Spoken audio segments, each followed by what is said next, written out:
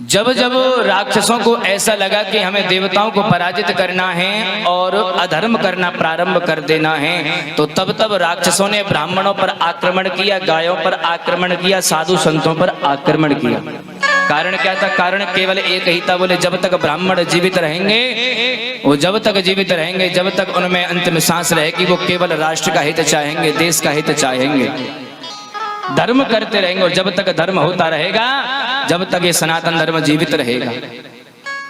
उस समय राक्षसों ने भी प्रहार जब किए तो गायों के ऊपर प्रहार किए, ब्राह्मणों के ऊपर प्रहार किए, साधु संतों के ऊपर प्रहार किए। और आज भी हम देख रहे हैं, जैसे ये कलयुग जब चल रहा है तो कलयुग में आए दिन ब्राह्मणों के ऊपर हमले किए जा रहे हैं, मंदिर तोड़े जा रहे हैं, गायें मारी जा रही हैं, गायों का वध किया जा रहा है, साधु संतों का वध किया जा रहा है।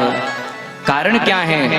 राक्षस कोई राक्षस है क्या? बोले जिसके आचरण खराब हो गए वही राक्षस है, जिसके आचरण शुद्ध हैं वो देव है। जिन लोगों के आचरण बिगड़ गए वो राक्षस हो गए।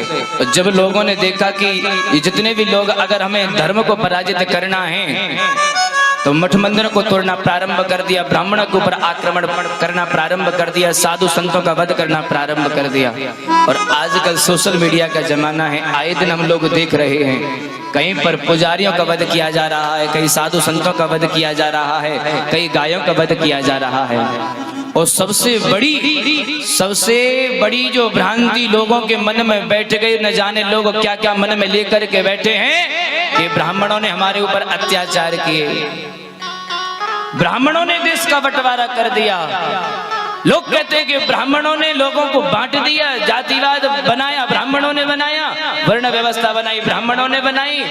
अरे भूलो मत, इन ब्राह्मणों ने कभी भी अपने लिए कोई कार्य नहीं किया। जब भी कोई कार्य करते हैं तो धर्म के हित में, देश के हित में, राष्ट्र के हित में और जगत के हित में, समाज के हित में ये कार्य करते हैं। जो लोग आजकल कुछ सुनी हुई बातों पर विश्वास कर ब्राह्मणों से द्वेष लेकर के बैठ जाते हैं, तो ध्यान रखिएगा, ब्राह्मण कभी किसी का बुरा नहीं चाहता है। जब धर्म की हानि होने लगती है, जब कोई धर्म को पराजित करना चाहता है कि हम लोग मठ मंदिरों पर कब्जा कर लें, सनातन धर्म पर कब्जा कर लें, तो वही राक्षस प्रवृत्ति के लोग ब्राह्मणों पर हमला करने आतुर हो जाते हैं, गायों का वध करना प्रारंभ कर देते हैं। जिस जिस जगह में, जिस जिस देश में ब्राह्मण सुरक्षित है, ब्राह्मण का सम्मान है, वहां आज भी धर्म युक्त कार्य किए जाते हैं। लेकिन जहां पर ब्राह्मण का सम्मान नहीं है, वहां पर यज्ञ आदि अनुष्ठान जब बंद कर दिए जाते हैं, तो उन क्षेत्रों का, उन देश का, उन राज्यों का,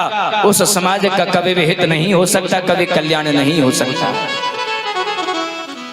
समाज ये विचार ना करे कि महाराज जी ब्राह्मण हैं तो आज ब्राह्मण की बात कह रही है। नहीं, हम ब्राह्मण होकर के कभी भी ब्राह्मणत्व की बात नहीं करते, हम केवल समाज के हित की बात करते हैं। क्योंकि ये जो व्यासपीठ है, ये एक ऐसा आसन है कि जहाँ से केवल देश के हित की, राष्ट्र के हित की, समाज के हित की बात कही जाती है। अगर आज हम यहाँ बैठ करके अगर पक्षपात करते हैं तो अपराध लगेगा हमें। इस व्यासपीठ की मर्यादा को मर्यादित बनाए रखना हमारी जिम्मेदारी होती है। इसलिए जिसमें देश का हित हो, राष्ट्र का हित हो, जो शास्त्र कहते हैं, वेद पुराण कहते हैं, इस व्यासपीठ से वही बात कही जाती है। रावण ने क्या कराया? बोले जाओ जिन जिन गांव में गाय मिले, जिन जिन देश में ब्राह्मण मिल जाए, उन गांव में आग लगवा दो, जिससे गाय और ब्राह्मणों का वध किया जा सकते। जिस देश को छोड़ करके ब्राह्मण भाग जाएं तो देवता बलहीन हो जाएंगे।